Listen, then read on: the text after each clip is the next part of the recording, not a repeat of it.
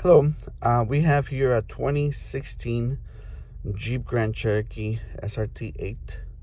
It's got the 6.4 liter engine. It came in with a misfire. It's been to another shop before us, and they replaced, I can see that the spark plugs were replaced, the ignition coil was replaced, even a fuel injector was replaced.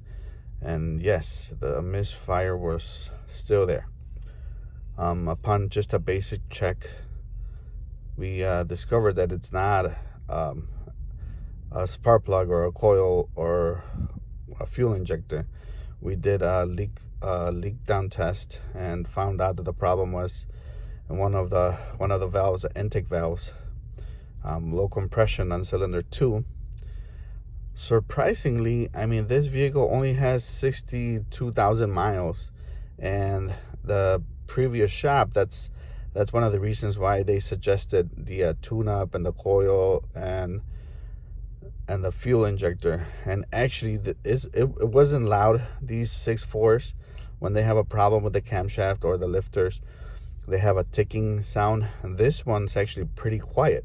I mean, that doesn't rule out a mechanical problem or failure, but it's something internal. So we're gonna take this thing apart and then see what's going on.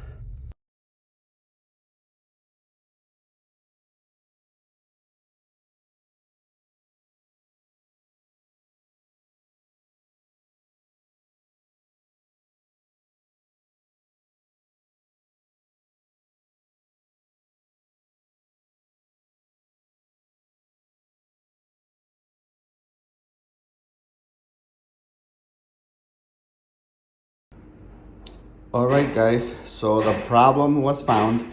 It was indeed the lifter on cylinder 2 on the intake side. It's not even rolling. It's all pitted. You can see how pitted it is and not rolling. And it was actually hitting against the camshaft. And you can see that lobe, how it's completely chewed up. So that's gonna cause a misfire. So we're replacing the camshaft, all new lifters, and obviously all the gaskets that are involved. We're sending the cylinder heads out to the machine shop, have it resurfaced and check for any leaks. But there you have it. That's gonna cause a misfire for sure. So cylinder 2 misfire, don't be fooled by the mileage. You know, we always think, oh, it's got very low miles. You know, it can't be a camshaft or it can't be a lifter.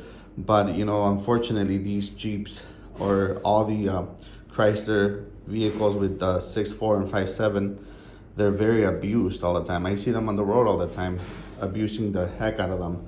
And this is one of the reasons, you know, one of the results of abusing your car. And, well, actually, some of these lifters, they just fail, no matter how you drive it. But always, you know, before replacing all these unnecessary parts, just you know, do a leak down test. Like I said, this was a little bit weird because the lifter was not causing any ticking. And, you know, we're shocked when we took this thing apart and we saw that the camshaft was so chewed up. You know, it's crazy how it was so quiet. But there you have it. All right, guys, so camshaft installed, lifters installed, the cylinder heads were sent out to the machine shop, new head gaskets, and a bunch of other new parts were installed.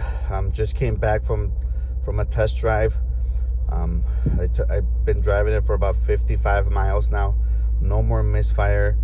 I can safely say that this car has been repaired. I will call the customer in a little bit and let them know it's ready to go.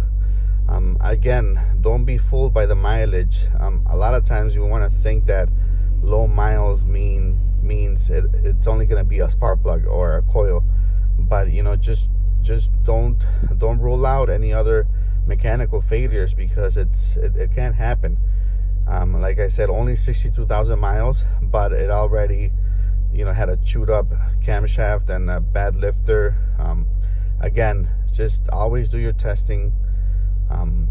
something that that is so expensive. For example, this camshaft job.